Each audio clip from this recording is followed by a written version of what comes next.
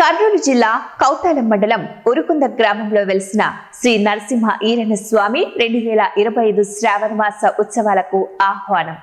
25/7/2025 నుంచి ప్రారంభమైన శ్రావణ మాస ఉత్సవంలో 21/8/2025న పరిసమాప్తి అగును. కావున భక్తాగ్రేసులు, యాత్రికులు, ఉరుకుంద గ్రామ ప్రజలు శ్రావణ మాస ఉత్సవ వేడుకలలో నెల రోజులు విశేష దినములైనందున శ్రీ స్వామివారిని అధిక సంఖ్యలో దర్శించుకొని శ్రీ స్వామివారి కృపకు పాత్రులగుదురని కోరుతున్నాము. ఈ శ్రావణ మాసంలోని మిగిలిన విశేష వారములు 14/8/2025 గురువారం, 18/8/2025 శుక్రవారం, 21/8/2025 గురువారం.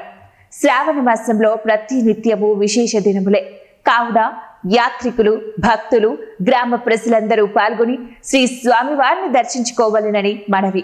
ఇట్లు స్వామివారి సేవలో శ్రీమతి కె వాణి, MSc BEd, డిప్యూటీ కమిషనర్ మరియు కార్యనిర్వహణాధికారి.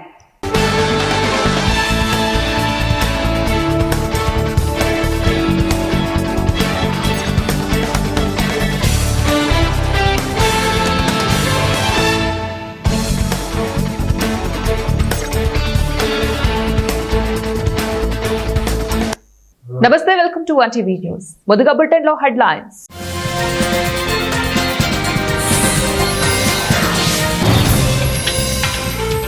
కేంద్రం సంచలన నిర్ణయం, మళ్లీ రాష్ట్రంగా మారనున్న జమ్మూ కాశ్మీర్.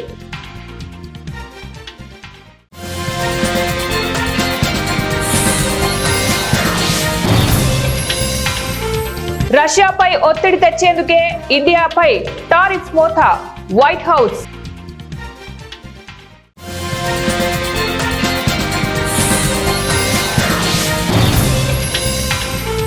దేశ రాజధాని ఢిల్లీలో షాకింగ్ ఘటన, ఢిల్లీ సీఎం రేఖా గుప్తాపై దాడి.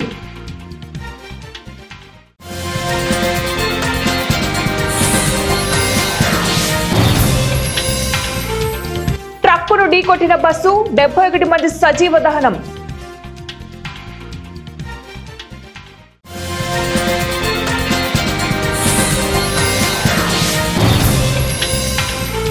ముప్పై రోజులు కస్టడీలో ఉంటే పీఎం సీఎంలో పదవి పోయినట్లే, నేడు లోక్సభకు కీలక బిల్లు.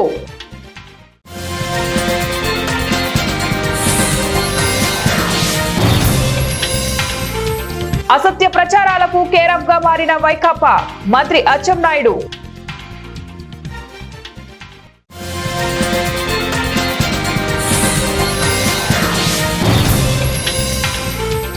గ్రామీణ ప్రాంతాల అభివృద్ధి కూటమి ప్రభుత్వ లక్ష్యం, Parvathipuram MLA Bonela Vijayachandra.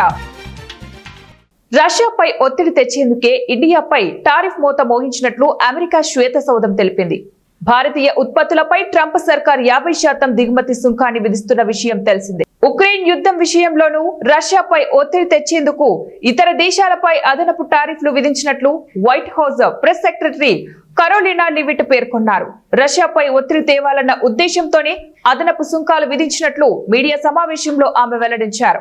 Ukraine Russia యుద్ధాన్ని ఆపేందుకు అధ్యక్షుడు ట్రంప్ తీవ్ర ప్రయత్నాలు చేశారని, ఆయన ఎన్నో చర్యలు తీసుకున్నారని, ఇండియాపై టారిఫ్ విధించాలని, ఇతర దేశాలపై కూడా చర్యలు తీసుకున్నారని, ఈ యుద్ధం ఆగిపోవాలని ఆయన క్లియర్ గా ఉన్నారని ఆమె తెలిపారు. వీలైనంత త్వరగా శాంతి స్థాపన చేయాలని ట్రంప్ ఆశిస్తున్నారని White House press secretary Leavitt తెలిపారు. యూరోపియన్ దేశాలు, నాటో జనరల్ సెక్రటరీ కూడా యుద్ధానికి ఫుల్ స్టాప్ పెట్టాలని ఆలోచిస్తున్నట్లు ఆమె చెప్పారు. రష్యా, ఉక్రెయిన్ దేశాధినేతలు చర్చల ద్వారానే ఆ సమస్యకు పరిష్కారం చూపుతారని ఆశిస్తున్నట్లు తెలిపారు. పుతిన్, జెలెన్స్కీ మధ్య వీలైనంత త్వరలో చర్చలు ఉంటాయన్నారు. కేంద్ర ప్రభుత్వం సంచలన నిర్ణయం తీసుకుంది. జమ్మూ కాశ్మీర్ కు రాష్ట్ర హోదా కల్పించే బిల్లును హోంమంత్రి అమిత్ షా బుధవారం లోక్సభలో ప్రవేశపెట్టే అవకాశం ఉందని సమాచారం. 2019లో ఆర్టికల్ 370 రద్దు చేసిన తర్వాత జమ్మూ కాశ్మీర్, లడక్ 2 కేంద్రపాలిత ప్రాంతాలుగా మారాయి. అయితే శాంతి భద్రతల పరిస్థితి మెరుగుపడిన నేపథ్యంలో జమ్మూ కాశ్మీర్ కు తిరిగి రాష్ట్ర హోదా కల్పించాలని సుప్రీంకోర్టు ఇటీవల కేంద్రాన్ని ఆదేశించింది. ఈ నేపథ్యంలో కేంద్ర హోంమంత్రి అమిత్ షా జమ్మూ కాశ్మీర్ పునర్వ్యవస్థీకరణ సవరణ బిల్లును లోక్సభలో ప్రవేశపెట్టనున్నారు. బిల్లు లోక్సభలో చర్చలకు వచ్చిన తర్వాత ఓటింగ్ జరగనుంది. ఆ తర్వాత రాజ్యసభలో కూడా ఆమోదం పొందాల్సి ఉంటుంది. ఈ బిల్లు ఆమోదం పొందితే జమ్మూ కాశ్మీర్ కు రాష్ట్ర హోదా తిరిగి లభిస్తుంది. 2019లో ఆర్టికల్ 370 రద్దు తర్వాత జమ్మూ కాశ్మీర్ లో నెలకొన్న పరిస్థితులపై కేంద్రం తరచుగా సమీక్షలు నిర్వహిస్తోంది. జమ్మూ కాశ్మీర్ కు తిరిగి రాష్ట్ర హోదా ఇస్తామని కేంద్రం గతంలోనే ప్రకటించింది. అయితే ఎన్నికలకు ముందే రాష్ట్ర హోదా ఇస్తారా లేదా అనేది ఆసక్తికరంగా మారింది. 2024లో జమ్మూ కాశ్మీర్ లో అసెంబ్లీ స్థానాలకు ఎన్నికలు నిర్వహించారు. కానీ అప్పటికీ అది కేంద్రపాలిత ప్రాంతంగానే ఉంది. ఆ ఎన్నికలలో ఒమర్ అబ్దుల్లా ముఖ్యమంత్రిగా ఎన్నికయ్యారు. దేశ రాజధాని ఢిల్లీలో షాకింగ్ ఘటన చోటు చేసుకుంది. ఢిల్లీ ముఖ్యమంత్రి రేఖా గుప్తాపై దాడి జరిగింది. జన్ సునాయ్ కార్యక్రమంలో పాల్గొన్న సీఎం రేఖా గుప్తాపై ఓ వ్యక్తి దాడి చేశారు. ముఖ్యమంత్రి రేఖను దూషిస్తూ ఆమె చెంపపై కొట్టాడు. అనంతరం అతన్ని పోలీసులు అదుపులోకి తీసుకున్నారు. ఈ ఘటన తీవ్ర కలకలం సృష్టించింది. వివరాల ప్రకారం సివిల్ లైసెన్స్ లోని అధికారిక నివాసంలో జన్ సున్వాయ్ నిర్వహిస్తున్న సమయంలో ఢిల్లీ ముఖ్యమంత్రి రేఖా గుప్తాపై ఓ వ్యక్తి చేయి చేసుకున్నట్లు బీజేపీ వర్గాలు వెల్లడించాయి. 35 ఏళ్ల వయసున్న ఓ వ్యక్తి ఈ దాడికి పాల్పడినట్లు తెలిపారు. తొలుత అతడు కొన్ని పేపర్లను సీఎంకు అందించిన తర్వాత ఈ దాడికి పాల్పడినట్లు తెలుస్తోంది. ఈ ఘటనను ఢిల్లీ బీజేపీ అధ్యక్షుడు వీరేంద్ర సచ్దేవ్ స్పందించారు.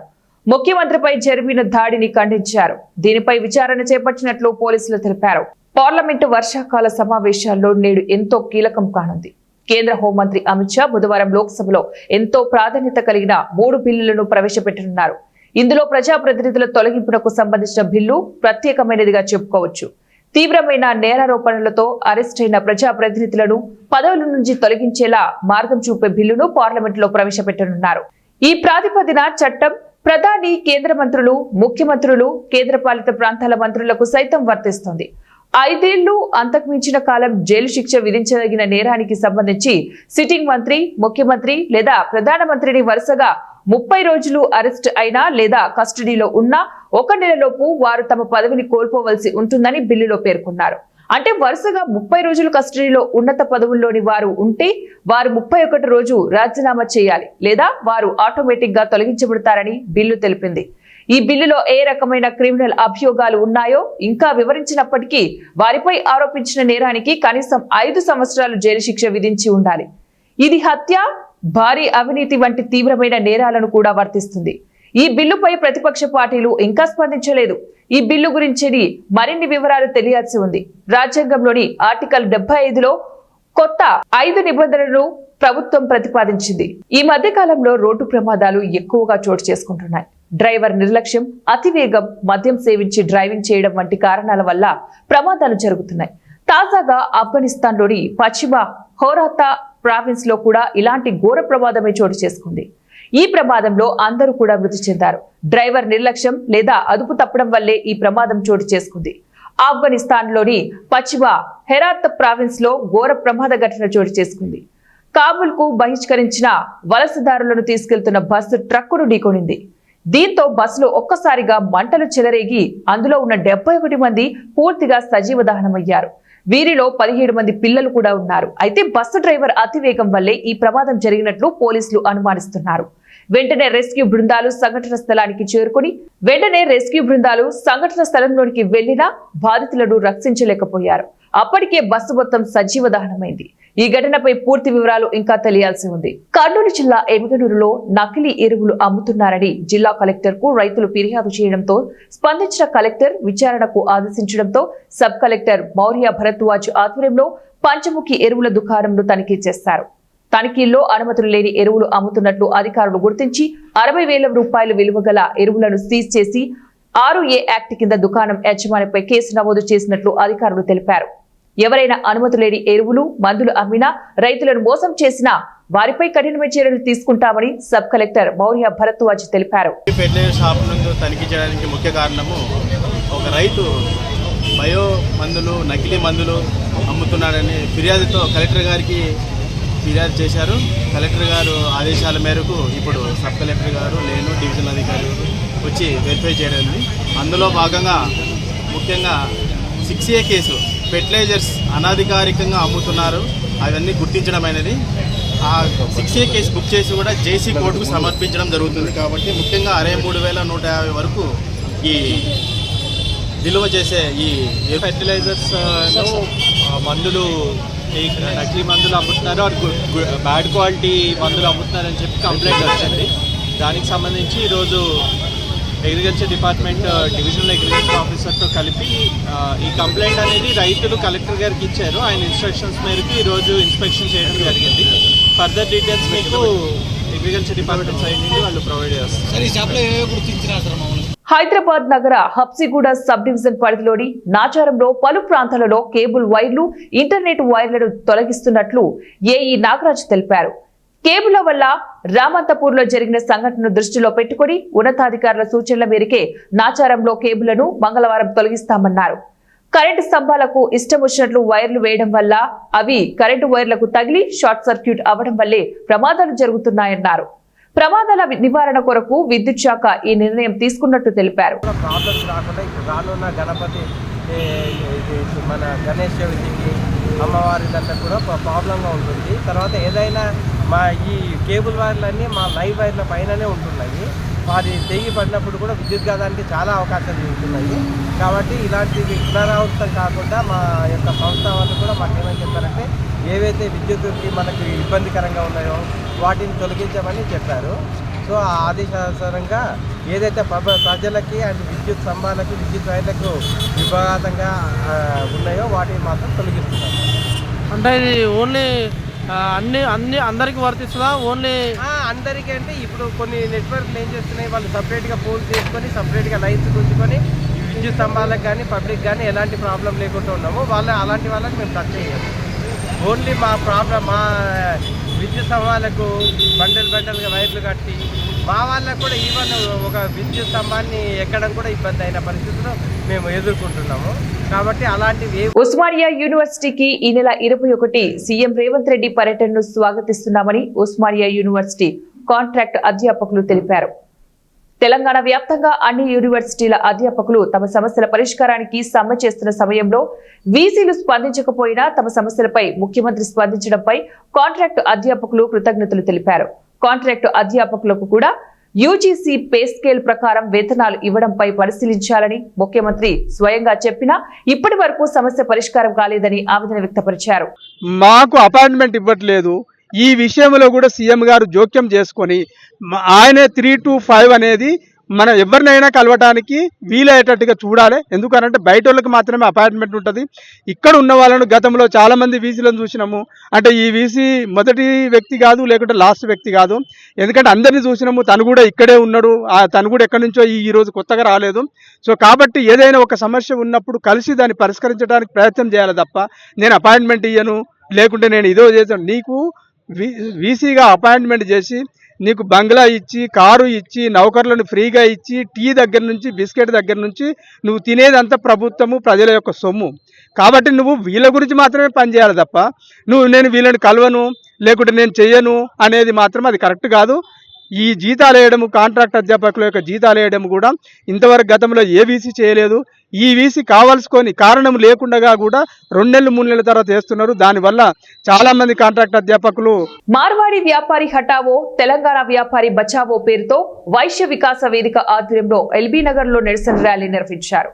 గుజరాత్, రాజస్థాన్ మార్వాడీలు గో బ్యాక్ అంటూ నినాదాలు చేస్తూ 3 కిలోమీటర్ల మేర పాదయాత్రతో నిరసన తెలిపారు. ఈ ర్యాలీలో వివిధ వ్యాపార సంఘాల నాయకులు పాల్గొన్నారు. ఈ సందర్భంగా వైశ్య వికాస వేదిక చైర్మన్ కాచం సత్యనారాయణ మాట్లాడుతూ గతంలో తెలంగాణను ఆంధ్ర పాలనకు తోస్తే ఇప్పుడు గుజరాత్, రాజస్థానీ మార్వాడీలు దోస్తున్నారని అన్నారు. తెలంగాణ వ్యాపారులను దెబ్బతీస్తూ గ్రామీణ ప్రాంతాల వరకు విస్తరించి అరాచకం సృష్టిస్తున్నారన్నారు. ఇలాంటి అరాచకాలను ఇక సహించేదే లేదని తెలంగాణ నుంచి ఉరికించి కొడతామని హెచ్చరించారు. గతంలో ఆంధ్ర పెత్తందారులను తరిమి కొట్టిన చరిత్ర తెలంగాణ వాదులకు ఉందని, అది మార్వాడీలు గుర్తు పెట్టుకోవాలని అన్నారు. అన్యాయంగా గురి చేస్తున్నటువంటి నేపథ్యం ఉన్నది కాబట్టి తప్పకుండా మీరు గోబ్యాక్ అనే నిర్ణయం తీసుకోవాల్సినటువంటి అవసరం ఏర్పడింది. ఆర్థిక విధ్వంసం చేస్తున్నారు మీరు పూర్తి స్థాయిలో. తెలంగాణ ఉద్యమానికి దీనికి చాలా బాగా భేదం ఉన్నది. కానీ తెలంగాణ ఉద్యమంలో ఏం చేసినాం, రాజకీయపరమైనటువంటి భౌగోళికపరమైనటువంటి చర్యలు తీసుకున్నాం. మీరు వచ్చిన తర్వాత గుజరాతీ రాజధాని వచ్చిన తర్వాత 2017, 2018లో జీఎస్టీ తీసుకున్న తర్వాత భారతదేశం మొత్తంలో ఒకే చట్టం తీసుకున్న గూడ్స్ సర్వీస్ ట్యాక్స్ తీసుకుని వచ్చిన నేపథ్యంలో సరళీకృత విధానం వచ్చిన తర్వాత ఎఫ్డీఐలు వచ్చిన తర్వాత విచ్చలవిడిగా మాటలు వచ్చినాయి. ఇవాళ మా దగ్గర ఉన్నటువంటి పక్కమైనటువంటి తెలంగాణలో ఉన్నటువంటి వయసులో కిరాణా వృత్తి మీద ఆధారపడినటువంటి నేపథ్యం ఉన్నది. ఇదే కిరాణా వృత్తం విధ్వంసమైంది. ఈ రోజు ఉన్నటువంటి స్వర్ణకాలు విధ్వంసమైంది, నేతన్నలు విధ్వంసమైంది. మా దగ్గర ఉన్నటువంటి పోచంపల్లి కావచ్చు, సిరిసిల్ల కావచ్చు, గద్వాన కావచ్చు, నేతన్న పరిస్థితి దయనీయమైన పరిస్థితి. మేము గుజరాత్కి వెళ్ళి సూరత్కి వెళ్ళి తీసుకొచ్చినటువంటి నేపథ్యం ఉన్నది. మరి ఎక్కడ చేయాలి? మాకు ఉన్నటువంటి ఆర్థిక వనరులు మొత్తం మీరు దెబ్బతీసిన తర్వాత భూస్వాములు కూడా మొత్తం చుట్టుపక్కల హైదరాబాద్ రింగ్ రోడ్కు సంబంధించినటువంటి ఉన్న మొత్తంలో కూడా ల్యాండ్ బ్యాంక్ అయితే వాళ్ళ మార్వాడల చేతులు ఉన్నటువంటి వ్యాపారాలు లిస్ట్ చెప్తే చాంతాడుతున్నది. ఫార్మా వాళ్ళ చేతుల్లో ఉంది, దాల్ మిల్ వాళ్ళే ఉంది, ఆయిల్ మిల్ వాళ్ళే ఉంది, శానిటరీ వాళ్ళే ఉంది, ప్లైవుడ్ వనకానే ఉంది, పెయింట్స్ వనకానే ఉన్నాయి, మార్బుల్స్ వనకానే, అన్ని వ్యవస్థలు మొత్తం నీ కాడ కేంద్రీకృతమైంది.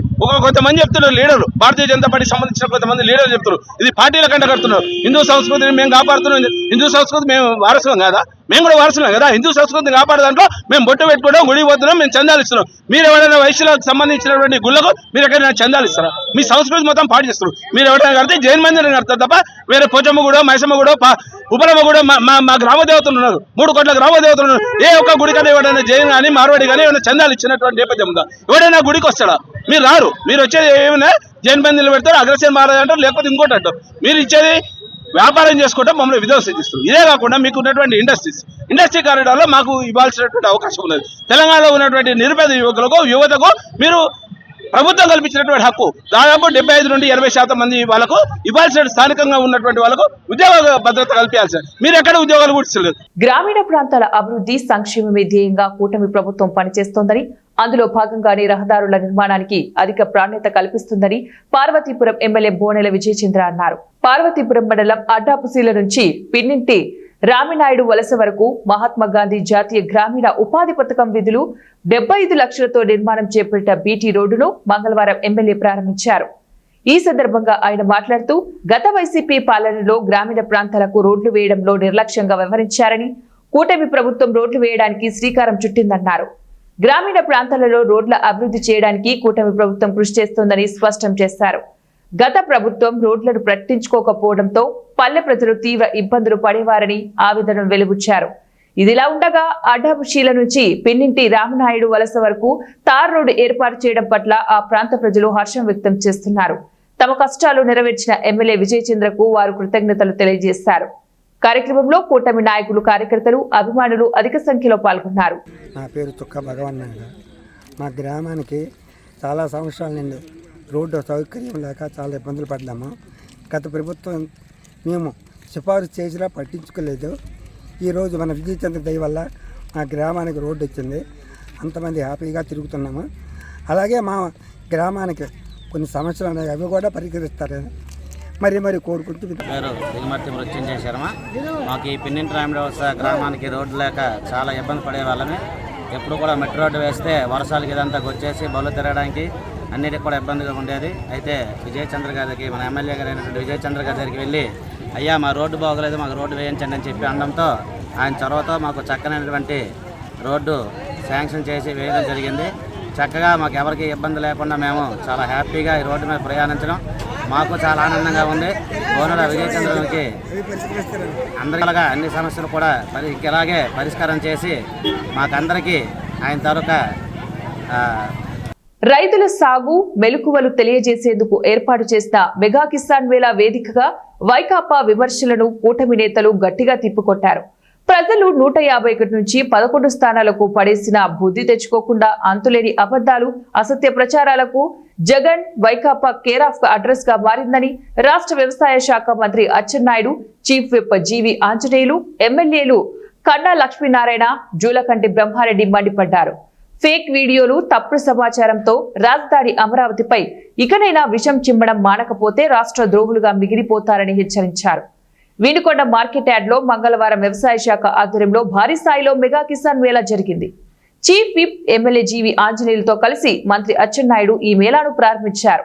ఈ సందర్భంగా నూతన విత్తనాలు, ఎరువులు, పురుగుల మందులు, డ్రోన్లు, డ్రిప్ ఇరిగేషన్, ట్రాక్టర్లు, స్ప్రేయర్లు, పశుసంవర్ధక, పట్టు పరిశ్రమ, ఉద్యాన శాఖ, మత్స్య శాఖ, బ్యాంకింగ్ సేవలు తదితర రంగాలకు చెందిన 150 స్టాళ్లు ఏర్పాటు చేశారు. శాస్త్రవేత్తలు రైతులకు పంటల రక్షణ, అధిక దిగుబడి కోసం తీసుకోవాల్సిన జాగ్రత్తలు, ఉద్యాన పంటల పెంపకం, డైరీ, పౌల్ట్రీ, చేపలు, గొర్రెల పెంపకం వంటి అనుబంధ రంగాల్లో లాభాలు సాధించే మార్గాలపై అవగాహన కల్పించారు. ఈ సందర్భంగా మాట్లాడిన వ్యవసాయ శాఖ మంత్రి అచ్చెన్నాయుడు, తెలుగుదేశం పార్టీ 43 ఏళ్ల చరిత్రలో అధికారంలో ఉన్నా, ప్రతిపక్షంలో ఉన్నా ఎల్లప్పుడూ ప్రజల కోసం పనిచేసిందన్నారు. పెద్దవాళ్ళు ఉన్నారు, మధ్యస్థులు ఉన్నారు. తెలుగుదేశం పార్టీ పెట్టిన తర్వాత పుట్టిన వాళ్ళు కూడా చాలా మంది ఉన్నారు. కానీ ఈ పరిస్థితులన్నీ ఒక్కసారి రాష్ట్రంలో గమనంలోకి తీసుకుంటే తెలుగుదేశం పార్టీ ఏర్పడి ఈ 43 సంవత్సరాల సుదీర్ఘ ప్రయాణంలో విశ్వవిఖ్యాత నట సార్వభౌముడు నందమూరి తారక రామారావు నుంచి నేటి మన నాయకుడు మన ముఖ్యమంత్రి చంద్రబాబు నాయుడు వరకు నిరంతరం అధికారంలో ఉన్న, ప్రజాపక్షంలో ఉన్న, ప్రతిపక్షంలో ఉన్న ప్రజల గురించి ఆలోచించాం తప్ప ఎప్పుడు ఇంకొక కార్యక్రమం చేయలేదు. రాష్ట్రంలో అధికారంలో ఉంటే అధికారాన్ని ఉపయోగించి ప్రజలకి సేవ చేసేవాళ్ళం. ఒకవేళ అధికారం లేకపోతే పార్టీ తరపున ప్రజల పక్షాన ప్రజల సమస్యలు ప్రభుత్వం దృష్టికి తీసుకొచ్చి పరిష్కారానికి మార్గం చూపేవాళ్ళం. ఇది నిరంతరం తెలుగుదేశం పార్టీ 43 సంవత్సరాలుగా చేస్తున్నటువంటి కార్యక్రమం. ఎప్పుడు ఇబ్బందులు కలగలేదు, ఎప్పుడు మనకి సమస్యలు రాలేదు. కానీ 2019లో ఒక దుర్మార్గమైన వ్యక్తి రాష్ట్రానికి ముఖ్యమంత్రిగా వచ్చిన తర్వాత తెలుగుదేశం పార్టీ కార్యకర్తలు, నాయకులు ఎన్ని ఇబ్బందులు పడ్డారో ఒక్కసారి మనం గుర్తు చేసుకోవాలని చెప్పి తెలియజేస్తున్నాను. ఇబ్బందులంటే మామూలు ఇబ్బందులు కాదు. దుర్మార్గుడు ఒక ఆలోచన చేశాడు. ఈ రాష్ట్ర ప్రజలు ఒక్క అవకాశమని తప్పుడు హామీలు ఇచ్చి నాకు అధికారాన్ని ఇచ్చారు. నా అధికారాన్ని దౌర్జన్యంగా, అవినీతి పరంగా తెలుగుదేశం పార్టీ కార్యకర్తలను నాశనం చేసి, తెలుగుదేశం పార్టీ లేకుండా, కార్యకర్తలు లేకుండా నేనే ఈ రాష్ట్రానికి 30 సంవత్సరాలు ముఖ్యమంత్రిగా ఉండాలి. ఈ రాష్ట్రంలో నా రాజకీయ పార్టీ తప్ప ఇంకొక పార్టీ ఉండకూడదని మనకు 5 సంవత్సరాలు ఎన్ని ఇబ్బందులు పెట్టారో మనందరం గుర్తు చేసుకొని పాలన సాగించాలని చెప్పి తెలియజేస్తున్నాను. నేను చాలా సార్లు చెప్పాను, జగన్మోహన్ రెడ్డి, తెలుగుదేశం పార్టీ నీ పార్టీ లాగా గాలికి పుట్టలేదు. ఈ పార్టీ పెట్టింది విశ్వవిఖ్యాత నట సార్వభౌముడు నందమూరి తారక రామారావు. ఈ పార్టీని నువ్వు, నీ తండ్రి, నీ తాత ఏమీ చెయ్యలేరని చాలా సార్లు చెప్పాను. మళ్ళీ కూడా ఆచర్ల ఎమ్మెల్యే అన్న బ్రహ్మానంద రెడ్డి కోసం ఎప్పుడు కూడా ఈ నియోజకవర్గం ఎదురు చూస్తూ ఉంటది. మరి వారు వచ్చినందుకు మా అందరికి సంతోషం. అట్లాగే డాక్టర్ అరవింద్ బాబు గారు ఈ రోజు ఇప్పుడు సాయంత్రం అక్కడ అచ్చెన్నాయుడు గారి ప్రోగ్రాం ఉంది, మంత్రి గారి ప్రోగ్రాం ఉంది. అయినప్పటికీ వారు మన ఆహ్వానం మేరకు వారు ప్రేమతోటి ఈ కార్యక్రమానికి రావడం ఎంతో సంతోషం. ఈ రోజు మీ అందరిని ఒకటే కోరుతున్నాం, హార్టికల్చర్ పంటలు బాగా ప్రోత్సహించి మన ముఖ్యమంత్రి గారి ఆదేశాలని ముందుకు తీసుకెళ్దాం. మంత్రి అచ్చెన్నాయుడు గారు ఈ రోజు రాష్ట్రం అంతా పండ్ల తోటల పెంపకాన్ని ప్రోత్సహిస్తా ఉన్నారు, పామాయిల్ తోటలను ప్రోత్సహిస్తున్నారు, దానికి సబ్సిడీ ఇస్తున్నారు. ఎకరానికి పామాయిల్ తోటలు వేసిన వాళ్ళకి 57,000 సబ్సిడీ. అట్లాగే హార్టికల్చర్ పంటలు, పండ్ల తోటల పెంపకం వేసిన వాళ్ళకి ₹1,00,000 దాకా, ఎకరానికి ₹1,00,000 దాకా సబ్సిడీ ఇచ్చి ప్రోత్సహిస్తున్నారు మన అచ్చెన్నాయుడు గారు. మన ముఖ్యమంత్రి గారి కోరిక ఒకటే, చంద్రబాబు గారు రాష్ట్ర రైతాంగం అంతా ఆర్థిక ప్రగతిలో నంబర్ 1 గా ముందుకెళ్ళాలి, దేశం మొత్తం ఆంధ్రప్రదేశ్ రాష్ట్ర రైతాంగాన్ని చూడాలి అని మన ముఖ్యమంత్రి గారి కోరిక. దాన్ని ఈ రోజు పట్టుదలతో ముఖ్యమంత్రి గారు చంద్రబాబు గారు ఏ బాధ్యత అయితే ఇచ్చారో వ్యవసాయ రంగాన్ని నంబర్ 1 గా తీర్చిదిద్దమని అచ్చెన్నాయుడు గారికి ఒక పెద్ద బాధ్యత పెట్టారు.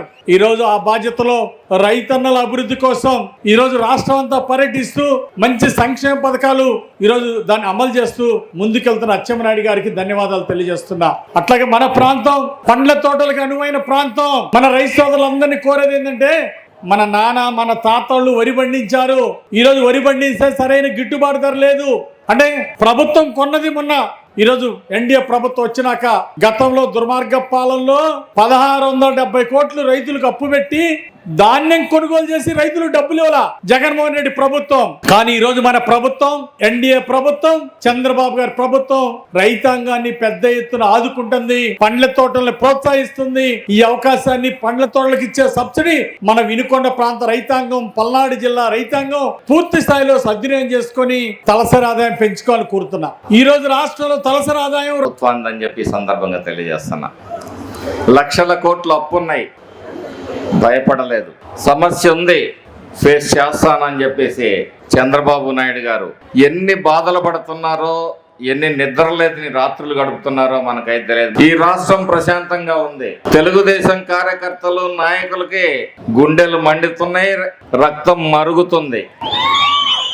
అయినా విధ్వంసమా వికాసమా అన్నప్పుడు ఈ రాష్ట్ర ప్రజలందరూ కూడా వికాసం కోసము మనందరికీ ఓట్లేసి గెలిపించారు. ఒక గొప్ప మ్యాండేట్ రాష్ట్ర చరిత్రలో ఎవరికి భవిష్యత్తులో కూడా దక్కనే విధంగా ఒక అద్భుతమైన విజయాన్ని అందించిన మీ అందరికీ కూడా, పార్టీ కోసం కష్టపడ్డ మీ అందరికీ కూడా పేరు పేరున హృదయపూర్వకమైన నమస్కారాలు. రైతు ధర్నా అంటాడు. అసలు రైతులకి ఈయన ఏం చేశాడో చెప్తే బాగుంటుంది. ముందు ధర్నా చేసే ముందు 3,500 కోట్ల రూపాయలతో ధరల స్థిరీకరణ నిధిని ఏర్పాటు చేస్తానన్నాడు రైతులకి. 4,000 కోట్లతోటి ప్రకృతి విపత్తుల నిధిని ఏర్పాటు చేస్తానన్నాడు. ఈరోజు మోసం అంటున్నారు. జగన్మోహన్ రెడ్డి నీకన్నా రైతు ద్రోహి, రైతుల్ని మోసం చేసిన వ్యక్తి చరిత్రలో లేడని చెప్పి సందర్భంగా చెప్తా ఉన్నాను. ట్రాక్టర్లు లేవు, స్ప్రింక్లర్లు లేవు, డ్రిప్ ఇరిగేషన్ లేదు, రెయిన్ గన్స్ లేవు, హార్వెస్టర్లు లేవు, సున్నా వడ్డీ లేదు, పావలా వడ్డీ లేదు, బంగారం రుణం లేదు. అన్నిటినీ తీసేసి 12,500 రైతు భరోసా ఇస్తానని చెప్పిన ఆ పెద్ద మనిషి. బులెటిన్ ముగించే ముందు మరోసారి హెడ్లైన్స్.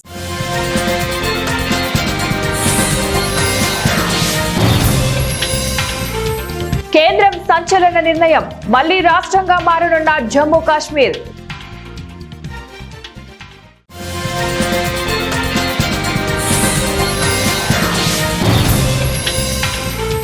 రష్యాపై ఒత్తిడి తెచ్చేందుకే ఇండియాపై టారిఫ్ మోత, వైట్ హౌస్.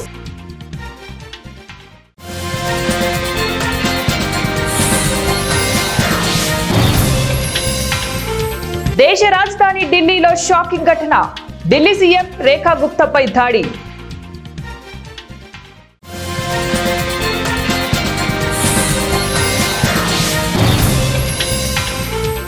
ట్రక్కును ఢీకొట్టిన బస్సు, 71 మంది సజీవ దహనం.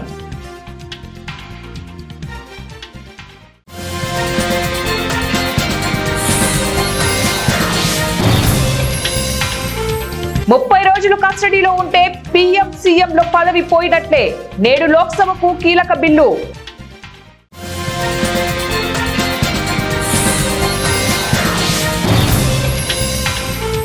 అసత్య ప్రచారాలకు కేరాఫ్ గా మారిన వైకాపా, మంత్రి అచ్చెన్నాయుడు.